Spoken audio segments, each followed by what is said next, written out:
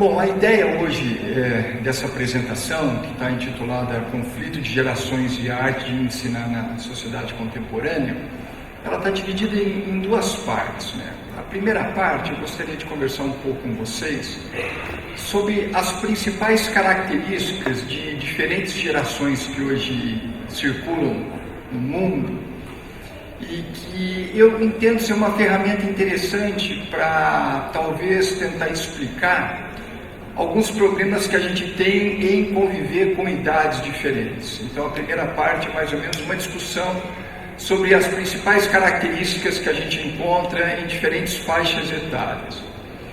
E num segundo momento, como será que a gente poderia diminuir essas diferenças, aproximar mais essas pessoas, utilizando metodologias ativas. E aí, nesse sentido, eu escolhi a gamificação como um exemplo, mas não no sentido de trazer jogos que eu possa usar na sala de aula. Hoje não. Hoje é mais a ideia de como eu usar o que os jogos, o que os videogames usam para ter sucesso na minha aula. Quais são as estratégias usadas hoje por quem bola um videogame que eu poderia usar na minha aula para causar engajamento? Então, mais ou menos a ideia é essa, e tomara que eu atenda a expectativa do Paulo. Aliás, teve um bom aquecimento antes dessa apresentação, conversando com o Paulo, e ele me disse uma questão, duas, que tem muito a ver com o que eu vou falar hoje. Primeiro, eu falei para o Paulo que eu vou usar essa frase agora, vou falar que é do Paulo Capel, mas é que os nossos alunos não envelhecem. É isso aí. Os nossos alunos não envelhecem, as coisas mudaram e a gente tem que aceitar isso. Como as coisas mudaram? Algo na minha época. Primeiro a gente tem que esquecer essa frase, na minha época.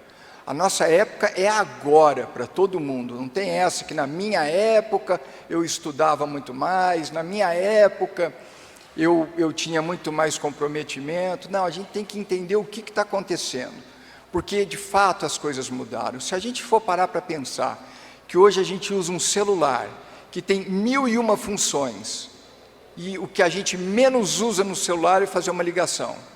Então as coisas não mudaram. Então é isso que eu gostaria de conversar com vocês nesse tempo que eu vou ter aqui agora. Primeiro, eu gostaria de dizer que essa divisão, esse corte no tempo geracional não é um consenso, tá? Não é aceito por todos que estudam gerações esse corte, mas eu particularmente gosto bastante porque ele traz características que eu acredito que todos aqui vão se identificar. Não precisa se entregar se faz parte de uma ou de outra, mas todos vão se identificar. O primeiro corte geracional é Baby Boomers. Eles fizeram um corte das pessoas que são nascidas entre 46 e 64. O segundo corte é denominado Geração X. Eles colocaram Geração X porque ninguém sabia o que viria dessa geração depois da geração Boomers. Era um mistério. Depois tem a geração Y, que é de 1981 a 1996. A geração Z, de 1997 a 2010, deve ter bastante representantes da geração Z aqui. E são a principal população que está nas salas de aula nos cursos de graduação hoje. Os cursos de graduação hoje, eles têm, na sua maioria, a geração Z. E por último, a geração Alfa, a partir de 2010, e essa geração ainda não chegou na faculdade, vai chegar daqui 4, 5 anos, e aí se alguém que dá aula hoje acha que tem problemas, vocês não imaginam que seja a geração Alfa. Costumo denominar os demônios da Tasmânia. Tem aí uma foto que eu bati essa foto e falei assim, o que tem a ver essa foto? Advertência. Antes de utilizar este veículo, leia o manual do proprietário. Aqui na minha apresentação achei muito interessante, porque falaram que eu fiz a primeira tatuagem em 2022, fiz mesmo, depois de velho. e comprei a minha primeira moto em 2019, né? Também bem mais velho. E eu lembro quando eu peguei a moto, a sensação foi de quando eu tinha ganho minha primeira bicicleta. Eu comecei a gritar dentro do capacete e eu comprei uma scooter, tá? Bem pequenininha, porque eu não coloquei fé que eu conseguiria trocar a marcha e usar o trânsito. Hoje eu evoluí, estou numa scooter maior, mas continuo de scooter. E na scooter estava escrito isso.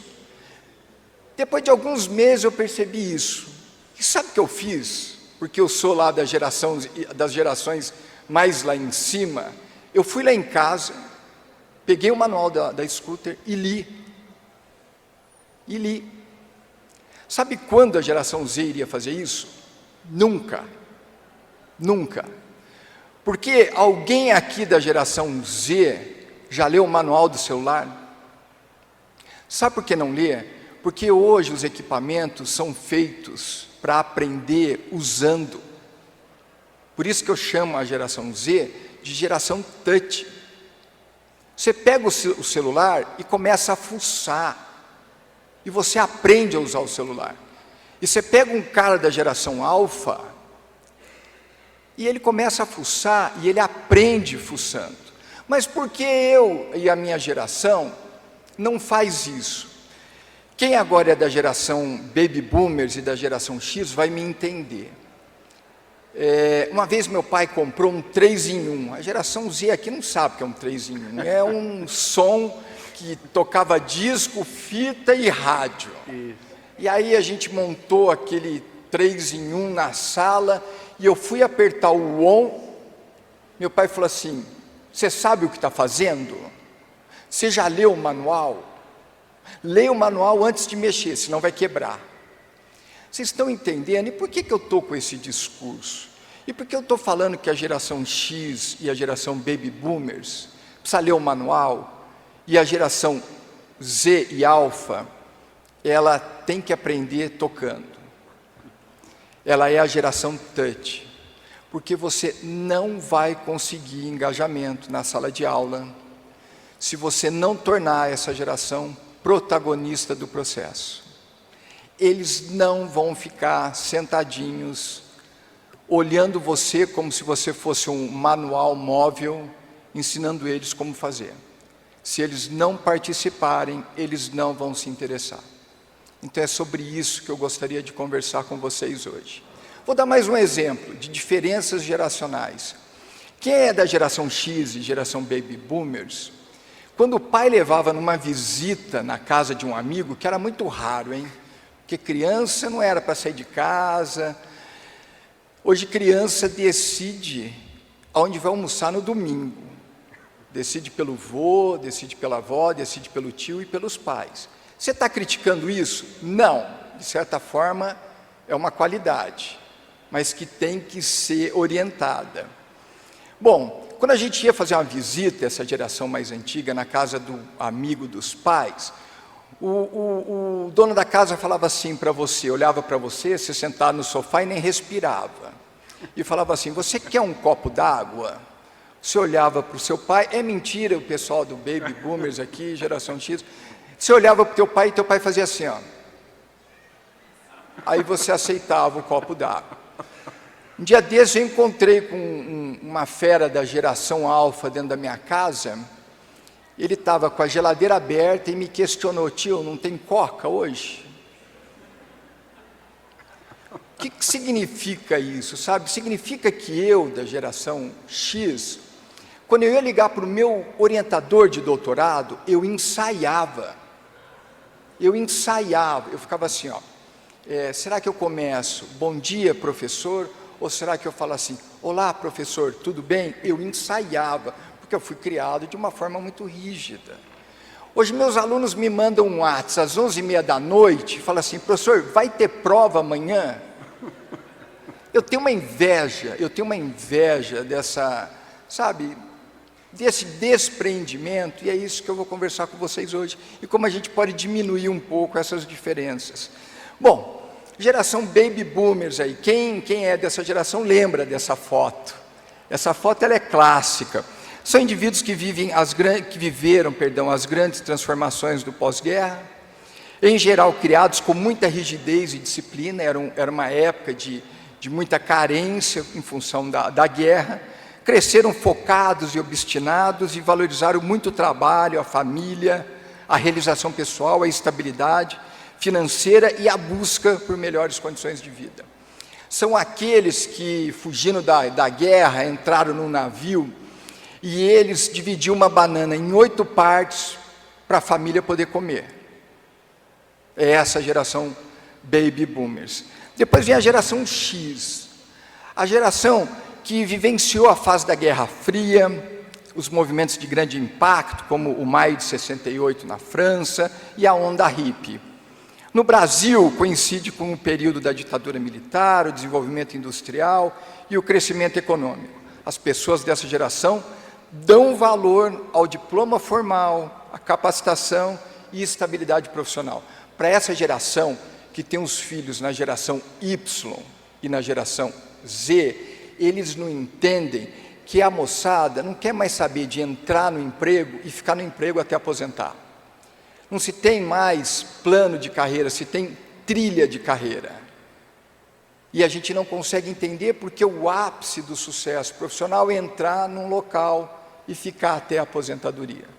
O meu sogro, ele entrou numa empresa com 13 anos e trabalhou 50 anos nessa empresa. E ele não consegue entender o filho que toda vez que tem uma oportunidade profissional melhor, ele muda.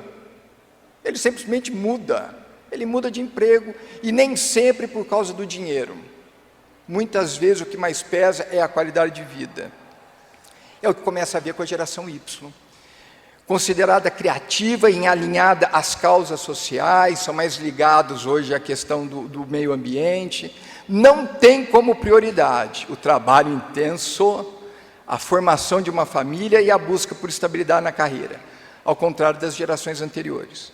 Acostumados com a tecnologia, são multitarefas, impulsionados e competitivos. Olha, para essa geração, a partir dessa geração, já não dá mais para pegar um aluno e ele está no celular e você fala assim, o que eu estava falando agora? Não faz isso, porque você vai quebrar a cara. Ele vai falar tudo o que você estava falando, mesmo passando uma mensagem pelo WhatsApp ou correndo o Insta. Eles têm essa capacidade de fazer várias coisas ao mesmo tempo, várias tarefas ao mesmo tempo. Questionadores desejam rápido crescimento profissional e financeiro. Quem é Baby Boomer, quem é geração X, tem colegas hoje da geração Y trabalhando com você, no mesmo espaço, professores como você. E é um pessoal muito competitivo. Eu tenho um irmão que às vezes faz seleção para a empresa que ele trabalha, e ele falou assim, Hugo, a questão agora é o seguinte, jamais com a geração Z que a geração Y. Eles vêm fazer uma entrevista para a vaga de estagiário, querendo saber como é que eles possam chegar o mais rápido possível a CEO. E se bobear, eles saem da entrevista armando para ficar no seu lugar, na pior das hipóteses. É isso aí. É certo ou errado? Não estou julgando nem fazendo juízo de valores. Apenas a proposta é descrever as principais características. E a geração Z é a que predomina nas salas de aula hoje. São nativos digitais. O que você quer dizer com isso, Hugo? Tanto a geração Z como a geração Alfa são nativos digitais, entendeu? Então, um dia tinha uma criança de 3 anos de idade na minha casa, e ele chegou na frente da televisão e começou a passar a mão assim na televisão. E ele estranhou que não mudava o canal. E outra hora foram bater com uma máquina antiga, analógica, e ele pegou a máquina para ver como tinha ficado a foto. Essa de foto, então, é sensacional, a diferença de gerações. A geração Baby Boomers, aí para a geração Z que está assistindo, na nossa época comprava filme de 36 fotos, 24, e você ficava economizando, porque não dava para tirar tudo, né? No começo da viagem, se você tirar as 36, não tem para o meio nem para o final. E aí você ficava esperando aquilo de 36, 24, 12, seu orçamento não estava muito bom. Então você tinha que ter muita seleção. Hoje o cara volta de uma viagem com 700 fotos. Então mudou essa questão, é muito interessante isso. Divisão do mundo em função dessas dificuldades ou desses benesses que as gerações têm. Costumo acompanhar os acontecimentos em tempo real. A gente reclama que nosso aluno fica no celular, mas quando a gente quer saber alguma coisa do nosso IC, do nosso estagiário, você manda o WhatsApp para ele na hora da aula e ele responde imediatamente. Ele vê tudo em tempo real. E você gosta disso, mas quando você manda o WhatsApp para ele durante a aula, ele provavelmente vai estar atrapalhando a aula de outro professor. E comunicam-se intensamente por meios digitais e estão sempre online. Eu tenho um amigo que um dia foi brigar com as filhas, porque uma estava num quarto, outra estava na outra, e elas estavam conversando pelo WhatsApp. Isso é estranho, isso é muito estranho. Até pouco tempo a gente entrava na sala de aula e tinha que dar um tempo para diminuir o alvoroço. Por causa da conversa, por causa da agitação. Hoje você entra na sala de aula, cada um está com o seu celular, e para mim hoje é um silêncio terrível. Um silêncio terrível. Bom, diante de todas essas características, aí vem a geração alfa, e essa foto que eu coloquei é de propósito, porque eles são, de fato, nativos digitais e com características muito fortes. Estão acostumados a usar meios digitais para se entreter e buscar informações, requerem uma educação mais dinâmica, ativa, multiplataforma e personalizada. Tem como característica a flexibilidade, autonomia e um potencial maior para inovar e buscar soluções para problemas de forma colaborativa. Gostam de ser protagonistas, guardem esse termo. Colocar a mão na massa e aprender com situações concretas. Lembra quando Paulo deu os exemplos para ensinar o que é essa medida, essa unidade de medida? Essa unidade de medida corresponde, imaginem um cabelo. É isso que a gente tem que fazer hoje. É isso, é você, quando eu digo diminuir as diferenças, não é você começar a chamar o seu aluno de mano e suave na nave. Quando eu digo que você tem que aproximar do seu aluno, é como você pode explicar que alcance o seu aluno. É o tal de ser o facilitador. Ele mostrou 4 exemplos que tem muito a ver com a geração Z, a geração alfa. Eles precisam ver acontecer e, de preferência, fazendo acontecer. Mas é uma geração que hoje, boa parte... O que você quer ser na vida? YouTuber. E eu conheço uma fera que hoje está com 14 anos, mas com 12 anos, geração alfa, não é meu filho, graças a Deus, mas é sobrinho, então o problema está muito perto, que ele faz o seguinte, com 12 ou 11 anos, ele jogava videogame para os colegas subirem no ranking daquele jogo, e ele cobrava por isso.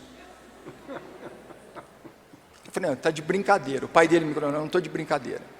Ele faz isso. Então, são jogos que tem ranking, como ele tem uma habilidade para jogar, ele vai lá, quer que eu jogue para você? Então o moleque sai, sei lá, da 15ª posição para a 8ª posição, porque ele jogou pela pessoa. E eles são assim, muita questão. Isso dá dinheiro, são mais pragmáticos. E aí, só para vocês terem uma ideia do que significa dar aula para essa geração, alguém já viu um site que quando eu falo TED, que são palestras que a pessoa explica sobre física quântica em 15 minutos e ninguém tira o foco, ninguém perde a atenção? A pessoa que visualizou essa plataforma, ela treina as pessoas para fazerem aquelas palestras de assuntos completamente complexos que se tornam comestíveis. E a filosofia é o seguinte: se nos primeiros 30 segundos Se nos primeiros 30 segundos você não conseguir a atenção dessa plateia mais nova, eles vão puxar o celular e começar a fazer outra coisa. Os primeiros 30 segundos. Então, como é que eu vou tentar diminuir isso? Porque está claro, acho que vocês se identificaram nas características, quem que é Baby Boomer, quem que é geração Z, não tem ninguém da geração Alpha aqui, não estou vendo. Se identificaram. Como é que a gente pode tentar diminuir? E aí eu tenho uma experiência bastante satisfatória com o que se chama de pilares da gamificação. Então a ideia é essa: você usa joguinhos na sua aula? Não uso jogos. Mas eu uso as estratégias utilizadas pelos gamers, pelo pessoal que fabrica game, para causar o estado de flow. Guardem isso aí, o estado de flow. Eu vou falar um pouquinho sobre isso. E os pilares são aprender com erro, protagonismo e engajamento. E aqui do lado já está a geração touch. E eu queria só fazer um parênteses aqui, que todo mundo fala que as novas gerações precisam de metodologias ativas.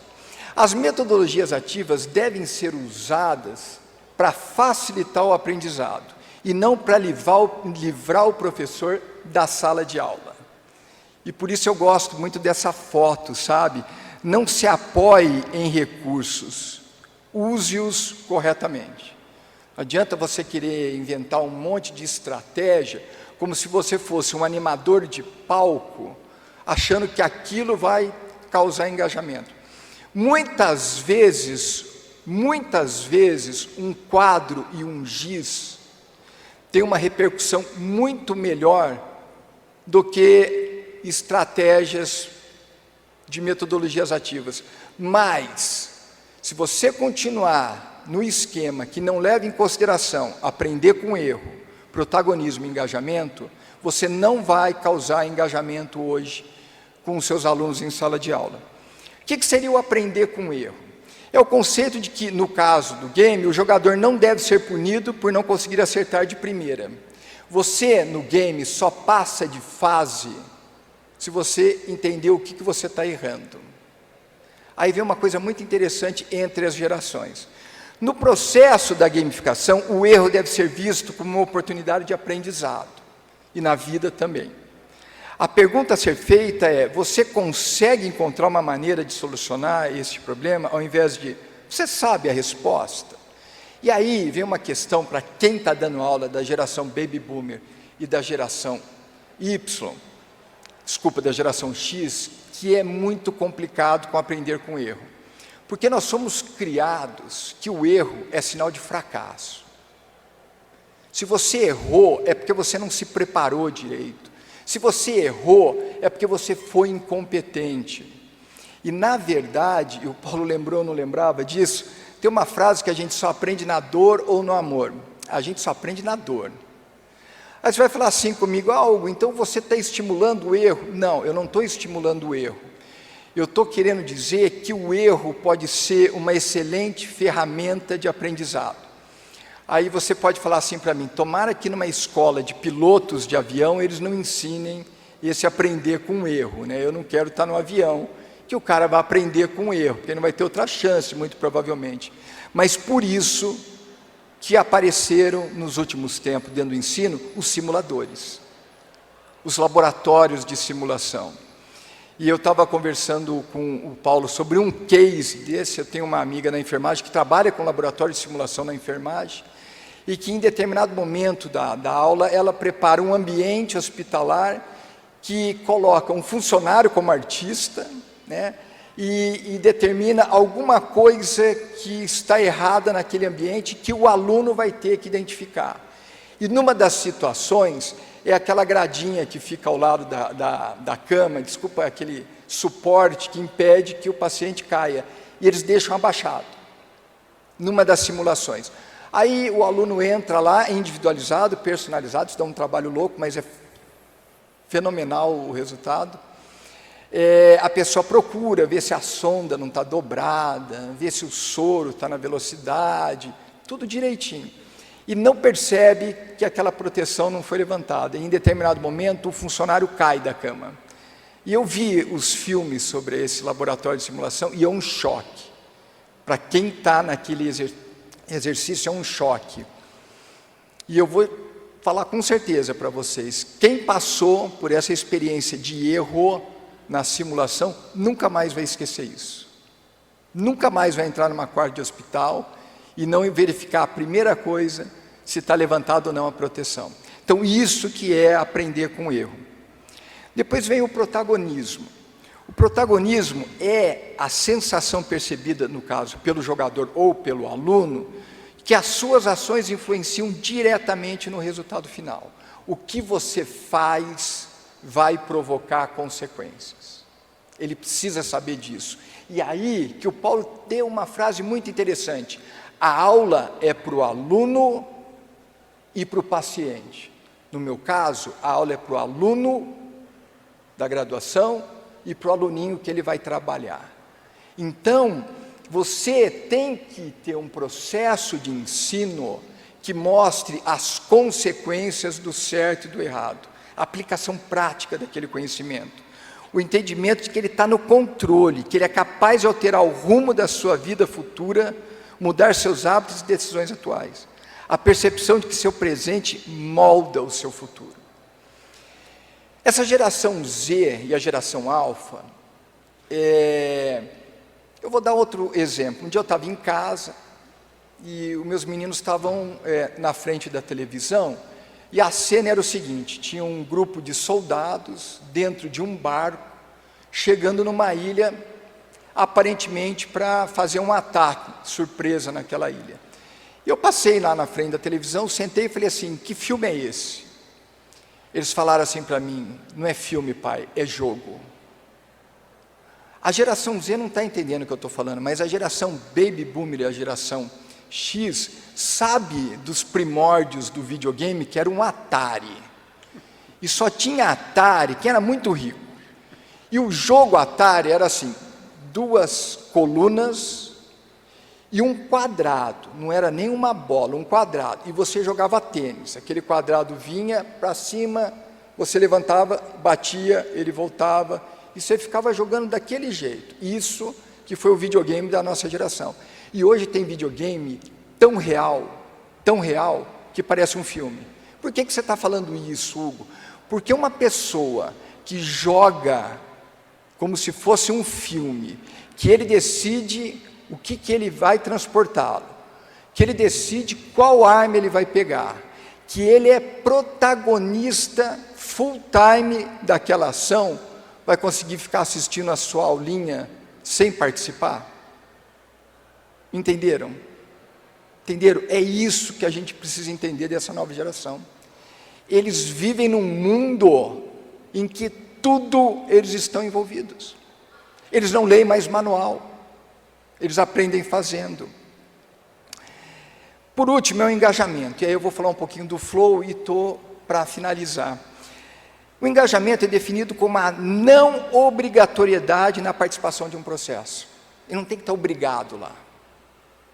Ninguém fica obrigado a jogar videogame. Joga porque quer. Ninguém deveria estar numa sala de aula porque o professor faz chamada no início e no final. Ele deveria estar lá porque ele entende que é importante para ele. É isso. Base da espontaneidade de engajamento em qualquer atividade. É espontânea a minha participação lá. Nenhum jogo, processo gamificado alcançará o sucesso. Desconectou, né? Eu vou falando aqui com vocês. Nenhum jogo ou game vai participar do sucesso se não for de forma voluntária. A participação tem que ser voluntária nisso e tem que ser prazerosa. Sabe o que é esse engajamento voluntário? É você entrar no quarto de um adolescente e falar assim, escuta, você não vai sair daí hoje? Ele fala assim, mas eu acabei de entrar e faz 4 horas que ele está lá. E ele fala, mas eu acabei de entrar. Sabe o que é isso? É estado de flow. Estado de flow é que uma pessoa sente quando ela está fazendo algo que é voluntário e prazeroso. Mas isso acontece no videogame, por exemplo. Eu não tenho estado de flow jogando videogame. Aliás, eu não jogo videogame. Eu não tenho estado de flow jogando videogame. Mas eu entro em estado de flow quando eu vou no cinema. E quando o filme é bom. Sabe aquela sensação que você sai do cinema e fala assim, eu tenho que jantar ou almoçar? Ainda está dia ou ainda está noite? Esse é o estado de flow. Sabe outro estado de flow? Lembra quando acabava as entrevistas do Jô e a plateia fazia assim? Esse é o estado de flow. Agora imagina para quem é professor aqui, dá uma aula que os seus alunos entrem em estado de flow. Imagina, você termina a aula, os caras falam assim, já professor. É quase que um sonho, né? Como é que a gente consegue esse estado de flow? Bom, é descrito como um estado mental no qual as pessoas experimentam imersão e envolvimento completo em uma atividade. É imersão, você é abduzido, você não vê o que tem do lado. As coisas parecem acontecer quase sem esforço e o tempo parece desaparecer nesse estado. Esse é o estado de flow. Completa imersão naquilo que você está fazendo. Bom, tem alguns critérios para utilizar o estado de flow. Para atingir o estado de flow, os indivíduos precisam ter 3 percepções, e isso é muito interessante para aplicar na aula. Primeiro, a de equilíbrio entre a tarefa e as suas habilidades. Ou você está querendo ensinar cálculo 1, e teu aluno passou o ensino médio na pandemia, e não aprendeu nada de matemática. Cálculo não vai dar estado de flow, porque a habilidade que ele tem não é compatível com o que eu preciso ensinar. Eu não consigo entrar em estado de flow jogando videogame, porque eu não tenho habilidade manual para lidar com o joystick. Pai, no A dá carrinho, no B, eu acho que eu bati, não, tá aparecendo, né? No B cabeceia, no C chuta, eu me perco. O que acontece é eu só aprender a cruzar e cabecear, essa é a minha estratégia. Eu não tenho habilidade, por isso eu não consigo entrar em estado de flow. Eu entro em estado de flow quando eu nado, porque a vida inteira eu nadei, mas eu não entro em estado de flow quando eu corro, porque eu não tive vivência motora fora da água. Eu sou um pato, pato nada, voa e anda e não faz nada bem. Então você entra em estado de flow com aquilo que é capaz de dominar. Qual o seu objetivo na tarefa? Não deixe de entrar numa sala de aula com a geração Z e a geração alfa, sem dizer o que você quer alcançar com aquela aula. Sabe aquela história? Para que eu tenho que aprender fórmula de Bhaskara? A geração Baby Boomers e a geração X nunca questionou isso para o pai. Nunca. Aprendeu fórmula de Bhaskara, matou no peito e até hoje. Um dia desse eu li um artigo explicando. Ajuda a calcular a área de um terreno, enfim. A geração Z e a geração alfa falam assim, pai, eu quero fazer direito, o que eu vou fazer com essa fórmula de Bhaskara? Então, não me interessa, eu não aprendo, eu sou seletivo. É isso. Então, entrem e expliquem aonde você quer chegar. É importante para isso, hoje nós vamos falar sobre isso, e é importante para isso, para aquilo, e a aplicação prática é essa. Mas Hugo, eu dou aula na básica, eu dou aula de bioquímica, não importa. Tenta usar os exemplos que o Paulo deu aqui, que enriqueceu a minha apresentação. É o fio do cabelo, são 2 peças, ou sem um líquido, ou com um líquido, para mostrar como elas ficam presas. Isso que é mostrar o objetivo. E por último, um feedback imediato de seu progresso.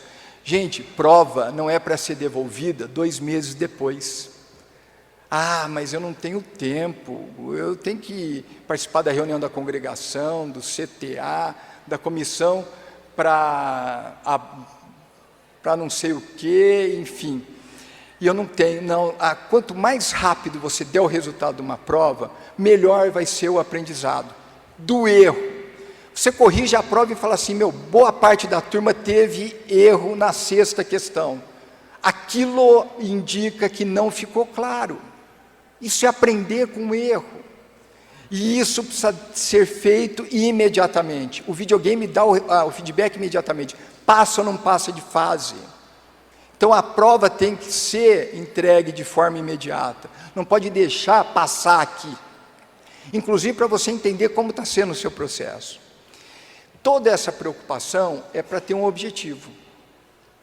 E o objetivo é formar líderes para um mundo de incerteza. Ninguém tem mais certeza de nada. Hoje nós temos a inteligência artificial. Eu tenho certeza que a odontologia e a educação física estão salvos. Porque são questões que envolvem habilidade manual. O cara está fazendo direito. Será que ele vai ser substituído?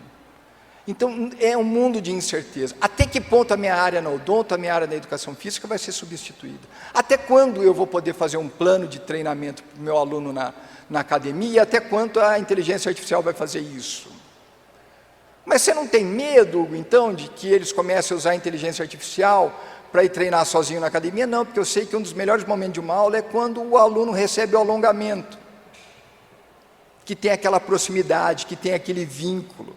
Então, quando Paulo diz assim, tem que ter empatia, é impossível haver um processo de ensino-aprendizagem se não houver empatia entre aluno e professor.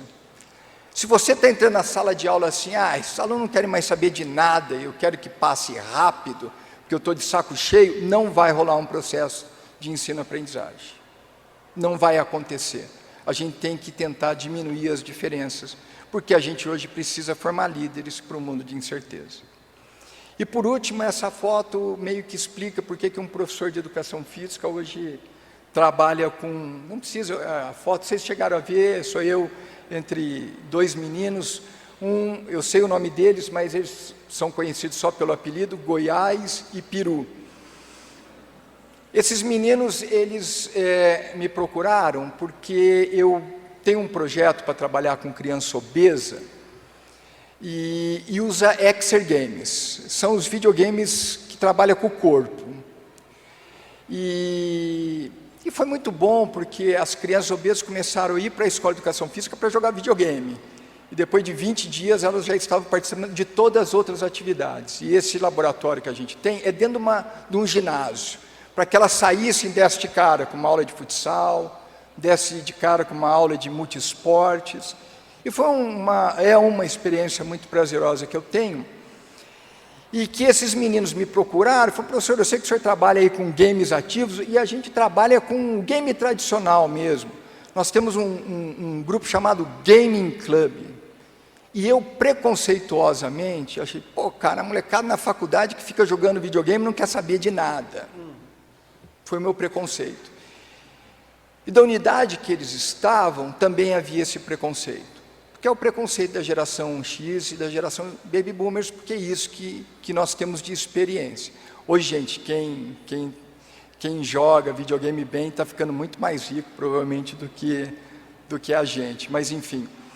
E eles me procuraram e me proporam algumas atividades.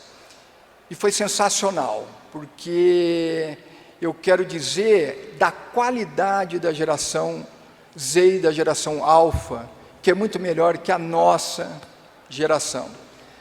Iniciativa, vai para cima, não tem medo, são organizados, sim, são organizados. Eu passei um ano viajando com esses meninos para aplicar uma oficina que usa um game para professor universitário. Na época, eu menti dizendo que eu ia fazer oficina. Eu estava lá só para dar a parte teórica e eles aplicavam o game nos professores. Se vocês tiverem a oportunidade, procurem. É um game chamado KTNE, que é assim, Keep Talking and Nobody Explode. Mantenha-se falando e ninguém explode. A gente colocava para os professores uma oficina que eles tinham que desarmar uma bomba. Um professor fica com o computador e a bomba, e os outros professores ficam com o manual, e a nossa geração trabalha muito bem com o manual. E quem está com o manual não vê a bomba, quem vê a bomba não vê o manual. É um jogo que precisa de comunicação, de explicação. A geração Y e a geração Z, a geração alfa, desarma essa bomba nesse jogo em menos de 5 minutos. Eu fiz o teste. Porque eles têm um chip na cabeça já para isso. A nossa geração, ela tem que levar 3 ou 4 oportunidades para desarmar um módulo da bomba. A bomba tem de 3 a 6 módulos. Então, uma vez o professor falou, você usa isso na sua aula? Eu falei, não, para aluno eu não uso. Por quê? É muito fácil para eles. Então, eu quero que vocês comecem a pensar que a gamificação não é só apenas, mas é muito interessante, os chamados serious games, que ajudam muito no aprendizado, né? Mas que a gamificação tem essa filosofia, e que a gente precisa quebrar, principalmente as primeiras gerações, quebrar alguns paradigmas, para entender a importância de aprender com erro, fazer com que os alunos sejam protagonistas do processo, participem do processo de aprendizado, e isso vai causar engajamento, e se a gente tiver sorte, um pouco de estado de flow. Bom, era esse o recado que eu queria dar para vocês. Eu quero agradecer a atenção e a forma respeitosa como me escutaram. Muito obrigado, gente.